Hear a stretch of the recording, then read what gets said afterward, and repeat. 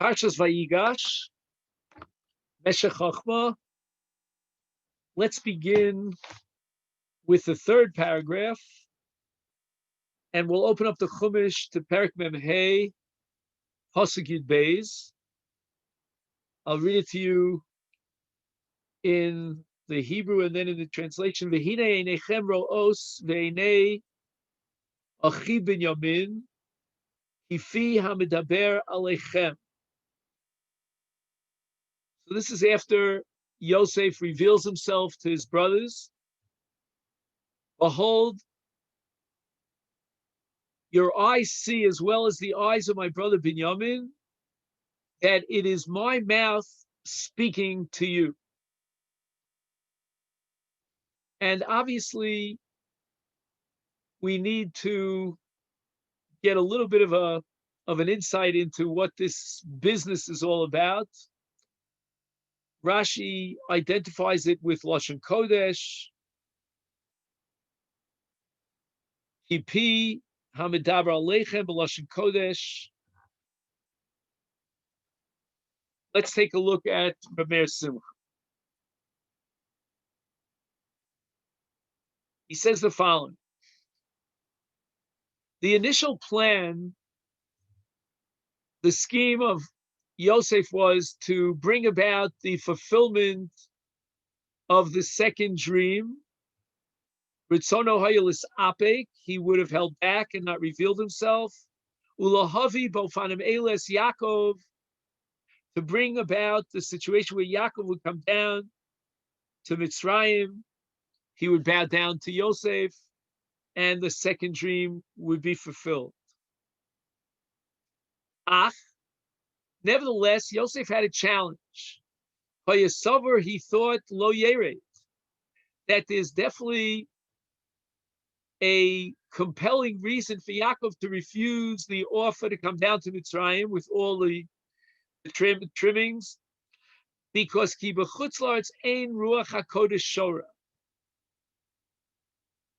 Rabbi Simcha doesn't even bother quoting a source for this, but all over the place, and this is something that is a theme that repeats itself, especially on Tisha B'Av during the Kiddush, that Ruach HaKodesh is limited to Eretz Yisrael. And this was a very critical crossroads in Yaakov's life, because Yaakov was unable to link in to the Ruach HaKodesh for all this time period when he was grieving over the loss of Yosef. Now there's a wonderful crossroads. Now Yosef is alive. Yaakov no longer has to mourn and grieve. Kolzman shenevad Yosef, as long as Yosef was lost, lo sharsa olav shchina, shein shchina shora mi'atzvus. This is another limitation in Ashrasa Shechina. This is a Gemara in Masechta Shabbos and also Masechta Brachos. Ein Shechina Shora mitoch Atzvus. And now Yaakov breaks out of Atzvus into a state of joy. Now he has the opportunity, if he stays in Eretz Yisrael, to reestablish his connection with the Shechina. Aval kevan sheyodea Yaakov, I should say sheyivad al Yaakov. Once Yaakov becomes aware of the fact that Yosef is alive, Miyad Yasig Ruach HaKodesh. And that's what it means, say Chazal on the Pasuk here. We're looking at Pasuk Yud Beis. But if you look forward fast forward to Pasuk Chav Zayin, it says, Vatachi Ruach Yaakov Aviyah. Now, all this happens, and Ruach HaKodesh returns to Yaakov Avinu, but he's located in Eretz Canaan. V'shuv lo yirtzel yilavo leMitzrayim. There's definitely a justified reason to assume that Yaakov is not going to be excited. He finally gets back his Ruach HaKodesh, and now he's going to just drop it all, leave the land of Israel, and go to Mitzrayim. Lachein Amar. according to this first approach, Rav Meir Simcha is going to offer three different possible approaches to understand Kipi HaMedaber, that these words Kipi HaMedaber are meant to calm Yaakov down about leaving Eretz Yisrael. How so? So we know at least what Rav Meir Simcha's goal is, where he wants to take us. Yodua Ma'amoram B'Tainis, the Gemara tells us in Meshech Tainis, Al Nahar Kibar, based on a pasuk in Yechezkel, Asher Hoya Mikvar, which means that although Yechezkel is in Chutz La'aretz, nevertheless he receives Ruach HaKodesh. That's the amazing thing about the Nevuah of Yechezkel. But the pasuk indicates that why was Yechezkel able to receive Nevuah in Chutz La'aretz? It's because Shahaya Mikvar, which means that Yechezkel already achieved the level of Shechina when he was in Eretz Yisrael. He took that level with him to Chutz La'aretz. And therefore, Kevet Sheshar Salav Shechina Be'eretz Yisrael Shuv Lo Yafsik Af B'Chutz La'aretz. So it means that Chutz La'aretz is not mufka from Ruach HaKodesh. It's not excluded. You could have Ruach HaKodesh in Chutz La'aretz, but a person who wants to link up with the higher worlds of Ruach HaKodesh from Chutz La'aretz, and he's never linked up to those words, meaning sometimes the battery is low, but at least there is a battery that once worked. Once you connect with that battery to Ruach HaKodesh on high in Eretz Yisrael, now you can take that energy and plug it in even in Chutz La'aretz, and that was the case of Yechezkel. How does this tie in to Yosef? Zeu sha'amar ki pi hamedaber ratza lomar b'lashon ruach hakodesh. Not Rashi. Rashi says lashon hakodesh, but b'lashon ruach hakodesh kimo be'eretz Yisrael. And what Yaakov is being told here, I mean, not explicitly, but by implication, is that Yaakov, you could be calmed down. Even in Eretz Mitzrayim, you can achieve Ruach HaKodesh. Why? Because you already linked up to Ruach HaKodesh in Eretz Yisrael. Now, if that be the case, then how does Yosef achieve his goal to convince his father to come down to Mitzrayim, and he's got to calm Yaakov down and he won't lose his Ruach HaKodesh? And why? Because if it's a Pi Hamidaber, and now we're adding another word here, it's not just Pi Hamidaber Alechem Be Lashon Kodesh, but Pi Hamidaber Alechem Be Ruach HaKodesh. In other words, what Yosef is telling Yaakov is that the same path that spoke to you in Eretz Yisrael will continue to speak to you in Eretz Mitzrayim. In that be the case, then Ki Pi Hamidaber Alechem means that the pair of Ruach HaKodesh, Hamidaber Alechem, is referring to the past tense, or alternatively, Pi HaKodesh Baruch Hu Shediber Alechem, Midaber Alechem, meaning will continue to speak to you. It's a very creative idea. The only again, I don't want to prejudice you, but the only challenge here is to fit this into the words of the pasuk. P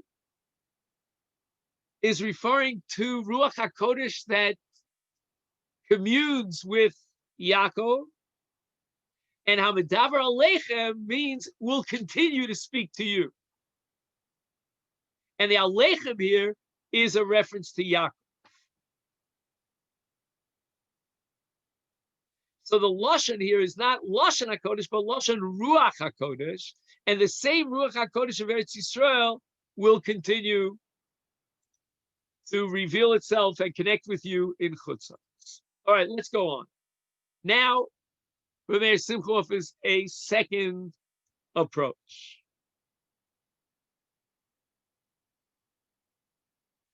According to the second approach, Yosef invents a whole theory about Yaakov's response to the invitation of Yosef and why Yaakov is not excited about that invitation. And Yosef imagines in his mind that Yaakov will attribute the motivation, the motivating factor in this invitation to be a very selfish one, as if Yosef wants this for his own personal glory. And his purpose here in this pasuk, Yosef's purpose, shelo yala b'daito, that Yaakov shouldn't think in his mind, shu nitzrach l'tovasa, that the reason why Yosef needs Yaakov in Mitzrayim is for his, meaning Yosef's benefit. Hainu, she'eno mechuber b'Mitzrayim, that Yosef is not respected in Mitzrayim. They still know Yosef as the slave Jew boy who was imprisoned under a condemnation of a very severe, low, immoral violation. And Yosef haya eved, we beis hasurim yotzo limloch. So therefore, Yosef was not commanding the respect that he had hoped for. Again, this is all a fiction of Yosef's imagination to attribute to Yaakov a certain hesitation or an inhibition about Yosef's invitation.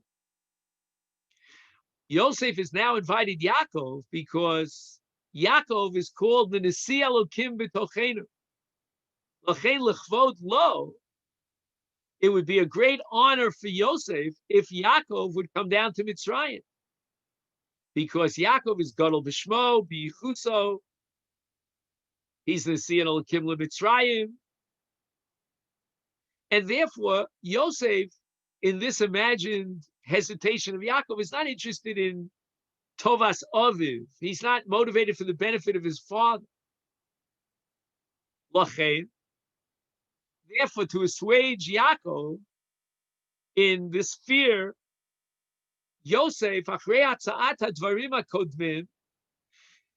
all that he presented before, Reda Elai al Tamod, right? Let's read Pasuk Tes. He says, Reda Elai al Tamod, v'yashavte be'etz Goshen, v'yisakar ve'elai, v'kilkalti yoschem, etc., etc. After all that, shechash rak b'tovasam, indicating that this would be beneficial for them, meaning for Beis Yaakov. Then, v'hine einchem roos pi hamidaber aleichem. What is the emphasis here? It's on the word aleichem. Aleichem means all that I've said. The pi hamidaber, pi no longer refers to the Ruach HaKodesh of Hashem, but rather to the words of Yosef in his presentation, is aleichem. Aleichem means b'shvilchem, l'tovaschem, l'atzlachasachem hanimritza. Don't fool yourself. Don't make a mistake that there's something lacking in my perception of the glory and the honor I'm getting in Mitzrayim. Kvodi b'mayla rishona. I am getting the highest accolades, the highest respect. Lo yitochen lios gadol means I couldn't have even dreamt of being greater in the eyes of the Mitzrayim. V'chein kvodi v'tachlis v'chol mili. Anything I want, they immediately jump to my call. Ushalim and kol tzad. My covenant here in Mitzrayim is perfect. Lo yosifun b'mayla. There's no way you can add, no one can add anything to the status that I've achieved in Mitzrayim, and therefore, rak hu l'tovaschem bi'alechem. Alechem means for your benefit, and therefore, redei elai al tam. Whole different pshat than the first pshat. It's not that he's calming Yaakov down about Ruach HaKodesh, but rather he's trying to convince Yaakov that the motivating factors are for the benefit of Yaakov and his children, not for Yosef's personal benefit. I've reached the highest level of kavod. This is alechem. This is bishvilchem. Now he offers a third possibility. Oyomar b'yofanach. Let's try it in a different way. What is Yaakov's hesitation? And again, Yosef is thinking this all out, imagining in his mind, why, Yosef, are you telling me that I have to come down to Mitzrayim in order to be sustained by the food? Why not just ship some food off? You have plenty of emissaries and officers and workers and so forth. I mean, at your beck and call, they'll bring me a care package on a daily or weekly basis. Shelo Yomer Yaakov Sheyeh Be'eretz Canaan. Let me remain where I am at home in the land of Canaan. V'yechalkelenu b'shluach lo sham mazon u'michya. Just send it and ship it UPS. Lachein Amar. Yosef wants to explain to Yaakov why that's not a positive alternative. It cannot work out that way. Why?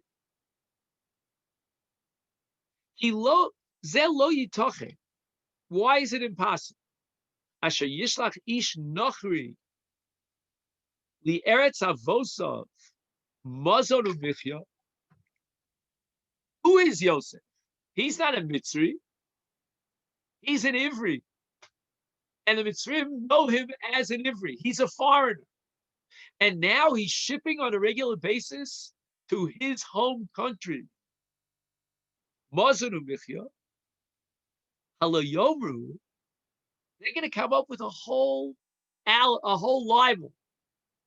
He's so fair. Yosef really has his eyes set on lahotzi chelev haaretz, to extract the best of the land, the fat of the land, and bring it to Chutz La'aretz. We want this great produce after the 7 years of plenty that we've been storing up. We want it to remain here in the land of Mitzrayim. You know why Yosef is shipping it out to Eretz Canaan? Because his allegiance is to his birthplace. He's not a true red-blooded Mitzri. Unachri. He's an alien. The Eno Oev li Eretz Mitzrayim.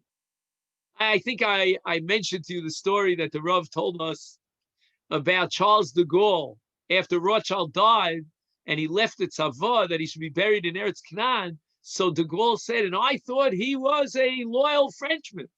And what Frenchman would not, nationalist Frenchman, would not want to be buried in France, in the motherland? But Rothschild had an allegiance to the land of Israel. And now Yosef thinks that the accusation, the Goyim never really trust us, no matter how high we get. Even the Abarbanel, he was on the top of the finances there in Spain, and he had to leave. So there's some hanky, there's some shenanigans going on. What's he sending? The best of the best. The Chelev of Eretz Mitzrayim, he's sending to Eretz Canaan. Omnam, Imay Yosef Mitzri, if Yosef would have been in every way, the way he dressed, the culture, if he would have accepted the language of the Mitzrayim, Oz Yomru, then the people would respect him in Mitzrayim. Shachach Eretz Molad, so he has cut off the umbilical cord with his homeland. V'lo yichshedu bazeh, and they wouldn't suspect him of an allegiance and some sort of metaphysical connection with the land of his forefathers. Aval atem roim, now he swings back finally to Rashi's pshat, but again a whole different take on Rashi's pshat about Piyam Medaber Aleichem. B'lashon HaKodesh, I am still a loyal member of the land of my forefathers, Eretz Canaan. I still am an Ivri. Ivri anochi b'chol dava. Alo betach yachsheduni b'chol zeh kiboged b'Eretz Mitzrayim. The option of sending you the Chelev Haaretz, Mazon u'Michya, to Eretz Canaan is not an option, because that's going to undermine my whole status. They will use this as fuel, as an excuse to attack me and claim he's still an Ivri. And he really still is an Ivri. He speaks Lashon Kodesh. But the Lashon Kodesh here is an allusion, a clue to Yaakov to understand why there is no other option. The only possibility for me, says Yosef, to support you and sustain you is if you come down to Mitzrayim. Now, the next paragraph, I think you may remember that we covered it last year. So I really don't have to repeat it. I'm only going to repeat it for one reason. Because, as you know, I give a shiur on Thursday nights based on Rav Soloveitchik's insights into the Parsha. And Rav Soloveitchik makes a big deal about the fact that Paro commands Yosef to gather together the wagons and send those wagons to Eretz Canaan to take Father Jacob and the entire household of it. And why does Rav Soloveitchik make such a big deal about this? Because the language of the pasuk is sivisi, that I have commanded you. What's this whole business? You know, Yaakov in Eretz Canaan has to be taken by these wagons, and nonetheless, and moreover, Paro has to give a command, you know, that Yaakov be taken down in these wagons. What's the idea? Why the command? It's almost as if Paro took a stempel and he stamped down a document that mandated Yosef to take these hagalot to Mitzrayim. So Rav Soloveitchik develops a whole theory. And the thought occurred to me, I never had the chutzpah to ask my Rebbe exactly what svarim he looked into, but the thought occurred to me that maybe he learned from Meir Simcha's Meshech Chochma. Why? Because the Meshech Chochma says that Susim lo hayu motziim miMitzrayim lechutz leMedina b'li rishayon. If you wanted to send wagons that were horse-drawn, or what we call chariots, horse-drawn chariots, outside of the land of Mitzrayim, you needed a rishayon. You needed a document that allowed you to take it to Chutz La'aretz. Now, Rabbi Meir Simcha doesn't tell you why. Rabbi Kuperman has a very short footnote here where he writes, Ekev tiv'am hameshubach. In other words, these are the best horses in the land, or perhaps in the entire globe. And this is something that's the pride, you know, the Egyptian stallions. We're not going to let them go to Eretz Canaan. Rav Soloveitchik has a different take on it. He thinks that these wagons were a secret military weapon, and only top security people would be allowed to know about this secret. It was an invention of the Mitzrayim, and it gave them tremendous military power. That's why in the Shira, we open up with Sus Baruch Bo Rama Vayam. And that's a reference to the chariots of the Mitzrim that went down. That was the most impressive credential of Egyptian society. It was there, again, I'm dating myself. You remember the Merkava, that tank that the Israelis created? It was that Merkava, and it was a top secret. But these words that they couldn't go chutz l'medina without a rishayon of Rameir Simcha are exactly, almost word for word, what Rav Soloveitchik said about these wagons and the chariots. In any event, just to summarize what we spoke about last year, in this paragraph in Rameir Simcha, these beautiful stallions that were the pride of the Mitzrim, that were never allowed to leave the land of Mitzrayim. Says Rameir Simcha, the fear of the Mitzrim was that if these beautiful horses got to Chutzlaretz, they would breed them in Chutzlaretz, produce, like clone them, and they would have beautiful horses, and then Mitzrayim would lose its great status symbol, this powerful, element or dimension of Egyptian culture. So what happened? In order to facilitate these horses to go chutzlaretz, they would castrate them, which is called in Hebrew Lashon Kodesh sirus.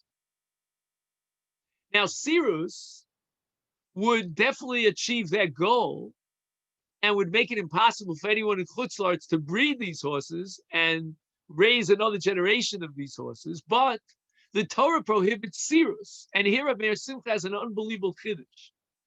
He claims that sirus, the prohibition against castrating animals, applies even to a ben Noach. We know that a ben Noach has 7 mitzvahs. Now we have to add an 8th mitzvah.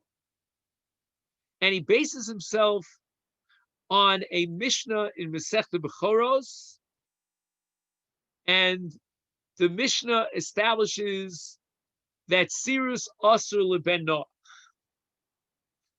And the Gemara in Sanhedrin, in the very famous sugya of ben Noach, mitzvahs ben Noach, tries to subsume sirus under one of the other 7 mitzvahs that a ben Noach is obligated. Now Rameir Simcha has another chiddush, and he says that the reason why Yosef was very hesitant and very inhibited about sending down these horse-drawn wagons with the beautiful Egyptian stallions to Eretz Canaan was because of Lifnei Iver. That by doing so, he would facilitate the sirus process, and the Mitzrim, as Bnei Noach, would violate the Isur of sirus. Now, this is based on a sugya Bava Metzia, and the Gemara speaks about sending Aver ben Achai to a guy. So a Jew owns Aver ben Achai, he wants to sell it to a guy, and this is one of the 7 mitzvahs Bnei Noach. Not only that, the Jew is now going to violate Lifnei Iver, the Gemara says. So Lifnei Iver means any Iver, whether it's a Jew or a non-Jew.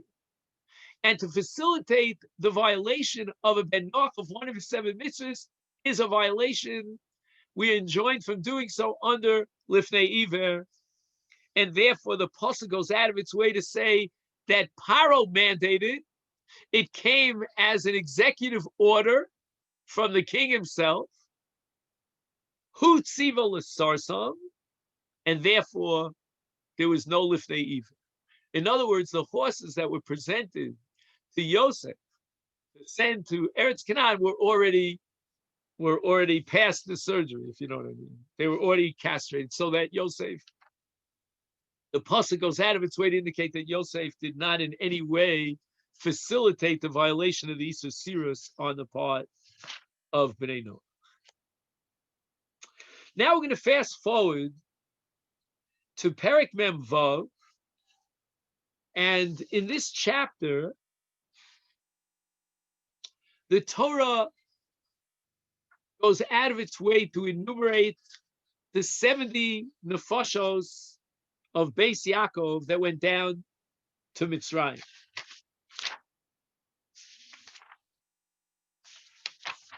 Now, just trying to find the place here. Just give me a second. Oh. Eila Shmos B'nai Yisrael Abai Mitzrayim. So this is Perek Mem Vav Pasuk Ches. Now, in each case, for example, I'll give you one example.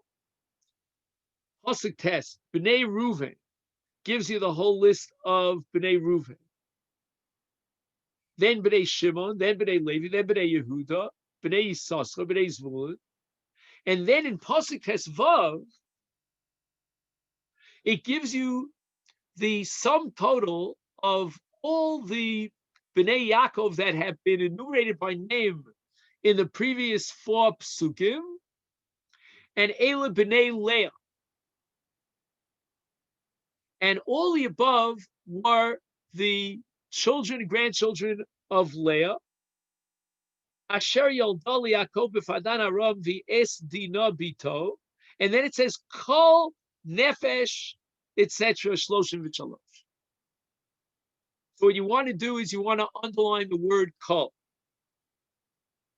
Now, amongst the Shvachos, the Pilagshos, there was Zilpah.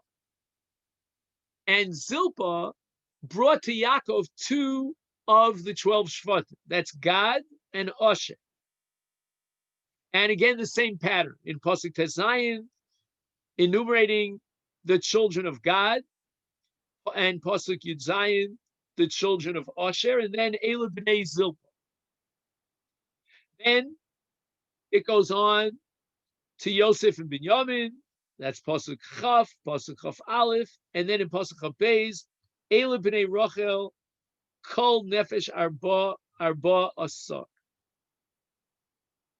And then it does the same thing for B'nai Bilha, the other Pilegesh, and once again, Fateled Es Eled Pasuk Chaf Hey, Kol Nefesh Shiv. So we have 4 imahos,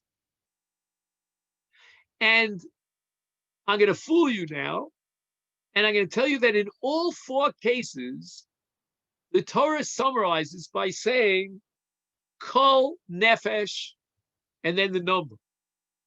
But I fooled you, and I fooled myself, because there's one exception to the rule. Out of the 4 mothers, in the case of Zilpah, if you focus your attention on Pasuk Yud Ches, it says Vateled es Eila Yaakov, and the word Kol is omitted. It appears in 3 other cases, and it says Kol Nefesh, etc., but not in the case of Zilpah. And why is that so? And in my humble opinion, the first one to notice this was Rabbi Simcha Midvinsk. He says something absolutely brilliant. If you look at the list of Bnei Zilpah, and she had 2 Shvatim, she had Gad and Asher, you will find Serach on the list.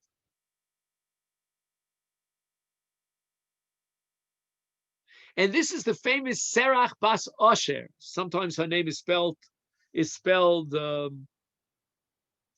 a sin. Sometimes it's spelled with a samach. In Chazal, it's spelled usually with a samach. So Meir Simcha, which you'll see here in Perek Memvav Pasuk Yud Ches, a very small piece.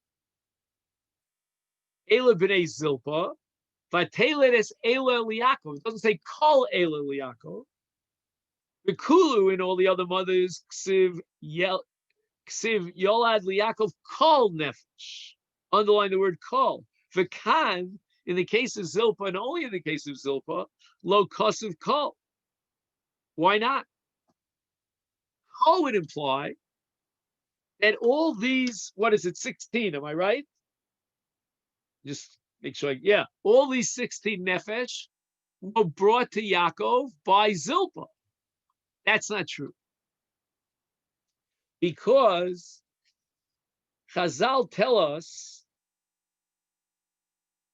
that Serach einena bas Osher, but rak bas Ishto. The mother of Serach was not Zilpah, who was married to Yaakov, but rather she was from a different marriage. In other words, Osher had a first wife,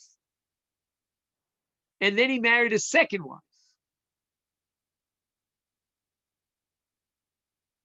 Now he tells you, he doesn't tell you exactly where the source for is. Okay, I'm not sure where the source for this is, but we'll take it. Be'emunas Chachamim. So again, you couldn't have said that these were all the nefashos of the 16 that I mentioned that she brought into Yaakov, because this was from a marriage outside of the other marriages, and therefore the word kol is omitted because of Serach on this list. Now let's look at the first pasuk in the next chapter, which is Perek Mem Zayin.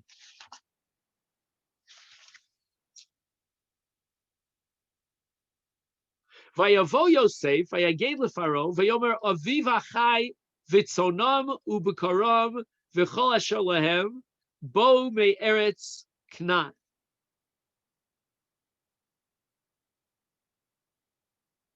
Do you notice anything strange about this pasuk?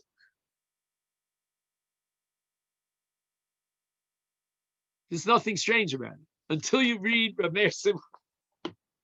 He says the following: that vitzonam ubekaram,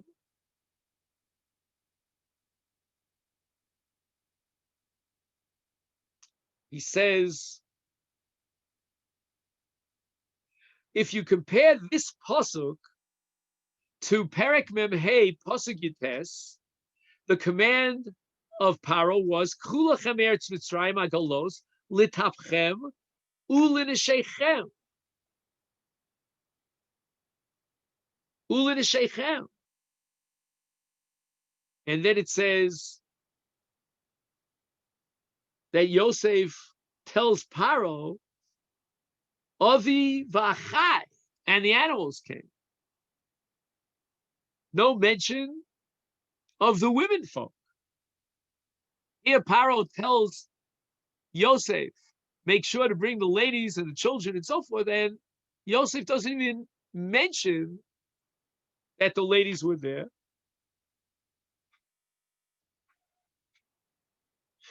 Lo zochar as hanoshim k'mo shezochar Paro mishum shekvar kara lehem bisra v'chashash shema gam b'nesheim.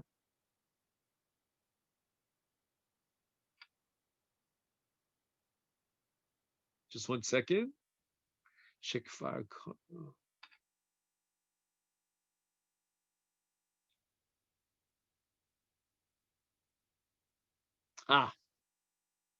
I see what he is. I think he's referring to the story earlier in Sefer Bereshis when Avram, you see, I read it as Bisra, it's really Bisara. That was my mistake in the punctuation. That when Avram brings Sarah down to Mitzrayim, Paro Melech Mitzrayim takes Sarah into his capital because she's such a beautiful woman. So therefore, Yosef is very concerned with the tznius here. He doesn't want to emphasize that the women came down because maybe that would entice the Mitzrim to want to take the women of Israel.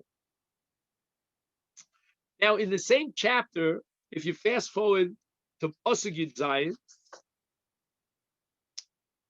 It says, "Vayaviu es mikneim el Yosef, vayitein lehem Yosef lechem basusim, uv'miknei atzon, uv'miknei abakar, uv'chamorim, vayinalem balechem b'chol mikneim b'shana hahi."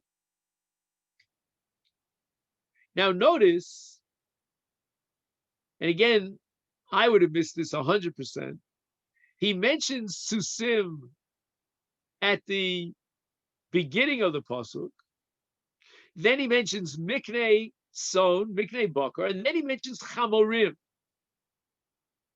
Now, if you open up a pasuk in Shmos, you will see that the Torah always adds Chamorim to Susim.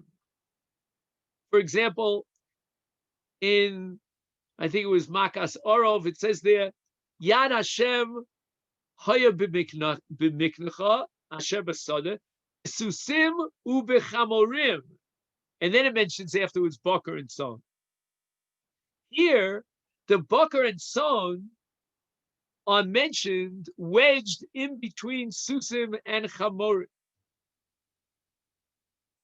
And the reason I wanted to learn this with you is because this is Rabbi Simcha Lishitaso. He's very consistent. That there's a problem of Lifnei Iver, even vis-a-vis a non-Jew. Nireh Mishum Di Amru. The Gemara tells us a biological fact in Masechta Bechoros that Kol she'ein iburon shava ein yoldim zeh mizeh. Sus v'chamar iburam shava v'yoldim predos. So if you have two species of animals and they have the same course of pregnancy until they give birth, that's called iburam shava, then you can crossbreed them. And if you crossbreed a sus and a chamar, both of whom have the same ibur, then you end up with what's called a preda. I think in English it's called a mule, if I'm not mistaken. But don't quote me on that. But if you take a horse and a donkey, you get a mule. However, this is called kalai behema. V'alacha, the Jewish law says that b'nei noach nitztavu al arba'is kalai behema. I'm going to prove to you that according to Jewish law, a non-Jew is enjoined from breeding two animals of two different species. So it's wonderful to make a preda out of a sus and a chamar, but that's forbidden because that's harba'as klai behema, and the Rambam writes in Hilchas Malachim, Ben Noach Chayav al Harba'as Klai Behema. And therefore, also Lemosron Li'ove Kochavim, to give horses and donkeys over to the Goyim is prohibited, the Arbia, because he knows that the Goyim are going to crossbreed these two species, the Yavar, and the Jew therefore will violate Lifnei Iver. This is the same Rabbi Simcha that we saw earlier. And Rabbi Simcha, based on a sugya in Masechta Bava Metzia, has concluded that there's Lifnei Iver even with regard to a Ben Noach. And that's why, if you recall, he waited until Paro did the Sirus on the Susim, on these very beautiful Egyptian stallions, before he received them, so that he would not in any way facilitate a Sirus of the Susim, of the horses. That would be a violation of Lifnei Iver. So how did the Torah, in its beautiful choice of language, reveal this secret about Yosef, that he was very careful not to send Susim and Chamorim together? The Torah organized it in the following way. Susim, Mikneh, Hatzon u'mikna bakar, and then Chamorim, which means that Yosef was very careful. He didn't give his servants in Mitzrayim both Susim and Chamorim together because that would be Lifnei. And I believe that this is a wonderful example of Rabbi Simcha's derech, his approach, his methodology to understand Torah Shebechsav based on Torah Shebal Peh. That sometimes the way that the pasuk is organized and the sequence of the words in the pasuk is meant to reflect Torah Shebal Peh.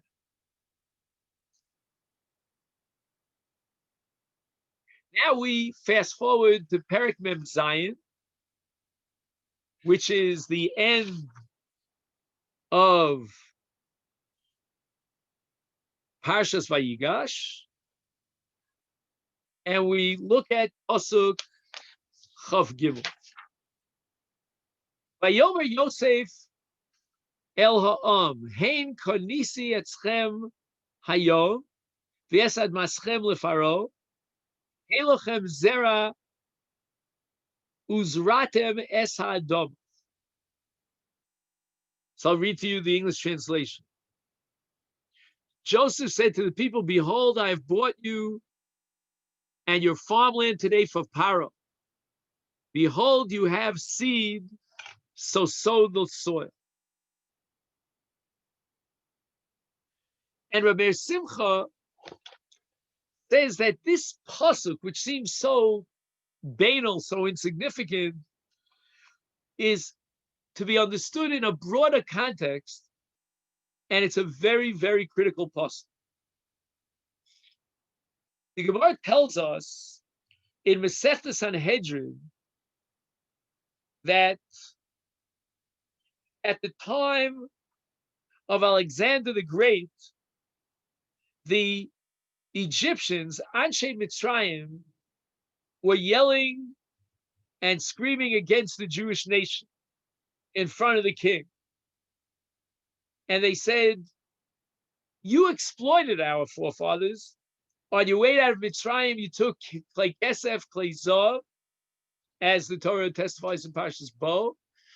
And Moshe Rabbeinu had commanded the Israelites to take the Klei Kesef and Klei Zav. And the pasuk testifies that Shala Isha Mishchenta Umigras Beisa, Migras Beisa, Klei Kesef, Klei Zav Usmalos.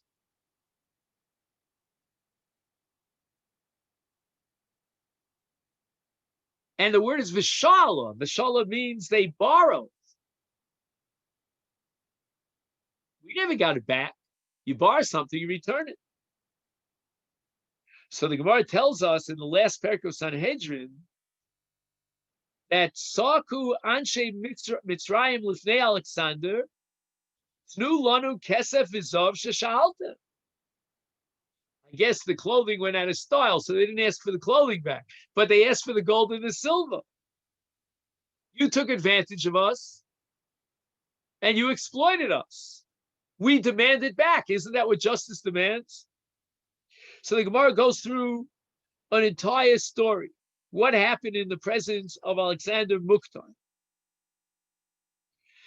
The Gemara tells us that Alexander turned to the Jewish people and he said to their wise men,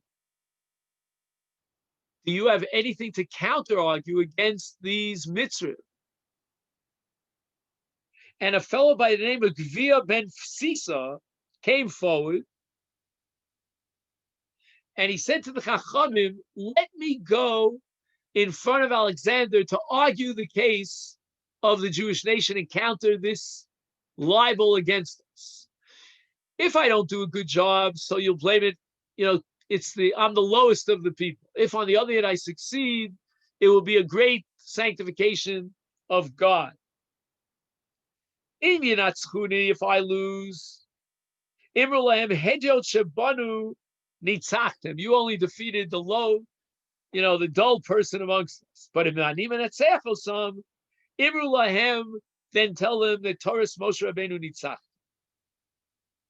So the Chachamim capitulated. They gave permission to this individual by the name of Gvia to go and argue the case on the part of the Jewish people, on behalf of the Jewish people, in front of Alexander Mukta. So he says, this Gvia says publicly, Mehechan atem meviim raya.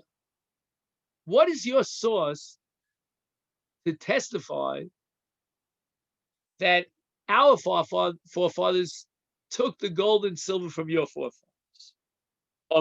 Torah. It's from the Bible itself. I mean, you can't question the Bible. You're a religious person. Amar afani lo avi lachem raya el min Torah. And Nemar Moshe b'nei Yisrael asher yashu Mitzrayim 30 shana. The arba me'os shana. Tnu lanu schar avoda shel 60 ribui sheshivadetem b'Mitzrayim 34 me'os shana. Where is the paycheck for the work that our forefathers, Shishim Ribu, did for you for 430 years in Mitzrayim?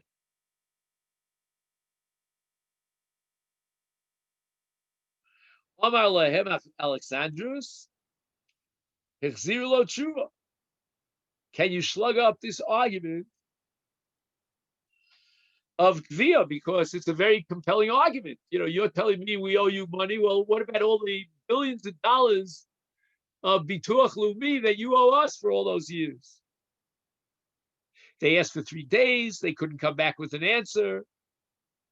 And immediately following this, Alexander let the Jewish people go back to their work, to their sados, to their kramim, and so forth. And those goyim who had libeled and complained against Jewish people, they were fugitives, they ran away. What does this have to do with our pasuk?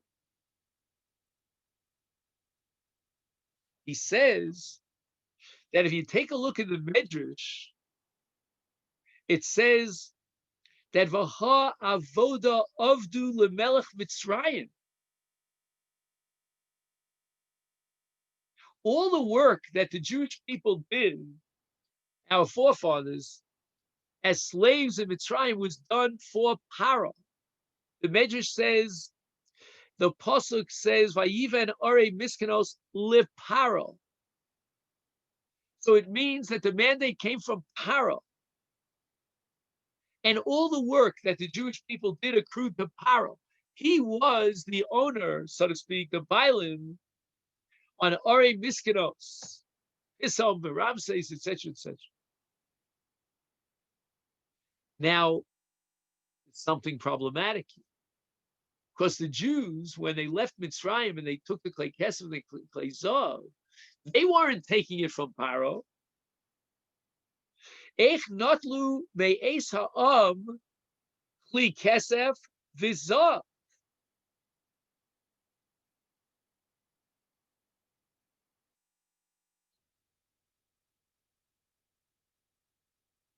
I would underline the word ha'am. If Ruvain steals from you, you're not allowed to steal back from Shimon. You have to steal back from Ruvain. If Paro took all the schar of the avodah, the malacha for centuries of the Jewish people, take from Paro. But the pasuk says that they took from the Am, clay kesef and clay zav.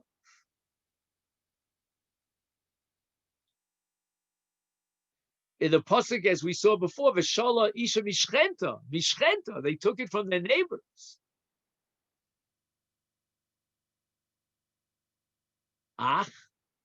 What's the answer to this dilemma?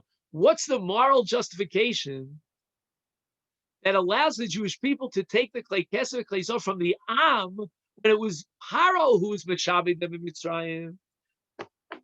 The answer is here in our pasuk. That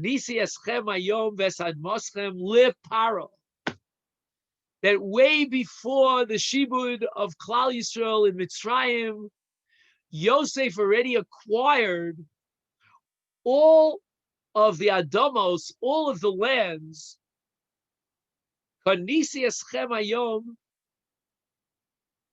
yesad moschem leparo.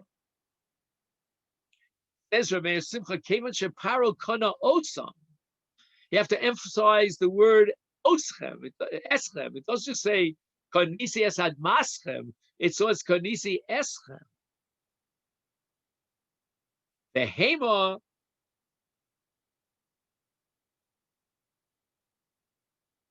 V'chol Asher Lahem Shayach LeMelech Mitzrayim. Hakol Shalom. This pasuk is teaching us that Yosef made a kinyan and transferred ownership to Paro on everything, on all the lands, on the people. Kanisi eschem hayom esad moschem leparo. Is memela as shapir notlu dmei avodasa. They can collect their avoda, the employee check, from anywhere in Mitzrayim because everything belongs to Paro.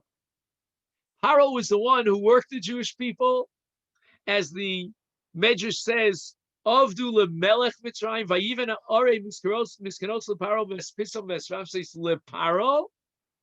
The Torah is outspoken about the fact that we were slaves to Paro, and that's what we're going to sing or recite on Leil HaSeder, Avodim Hayinu lefaro b'Mitzrayim. Paro owes us the payment for our work. Enochinami, when the Jewish people take the possessions of the Mitzrayim, Klei Kesef, Klei Zav, all of that belongs to Paro. And that dates back to the time of Yosef. Right? From Yosef to Yitzis Mitzrayim is over 2 centuries. But already 2 centuries earlier, at the time of Yosef, Yosef, had a kinyan on behalf of Paro on everything. So everything belongs to Paro. The Klei Kesef, the Klei Zav, it all belongs to the government, to Paro. And therefore, they were justified in taking the Klei Kesef and the Klei Zav. Okay, then Rabbosai, this is where, okay, an overview very quickly of what we covered today. Number 1, 3 interpretations of Pi Hamidaber Aleichem. Was it that the Aleichem emphasizes that everything I'm doing, Yosef, is for your benefit, not for mine? I have enough covered in Mitzrayim. Or the Pi is a reference to Pi, Ruach HaKodesh, and it will continue to speak to you even in Eretz Mitzrayim because you already linked up with the Shekhinah in Eretz Canaan. Or perhaps he was calming down Yaakov by telling him that everything I said until now was Aleichem, and there's no opportunity for me to send the food of Mitzrayim, ship it out to you in Eretz Canaan. I'll get in deep trouble because they consider me an Eved Ivri, and this will prove my allegiance to Eretz Canaan. We spoke about the fact that Yosef waited for a mandate from Paro to receive the susim, the horses that he would send to Eretz Canaan, because those horses had to be castrated according to the law of the land before they could be sent outside of the land of Mitzrayim. And that would be a violation of Lifnei Iver. So Yosef therefore had to wait until such time that Paro had commanded his avodim to do this act of sirus, of castration. We wondered why in the case of Bnei Zilpah, the word kol was missing.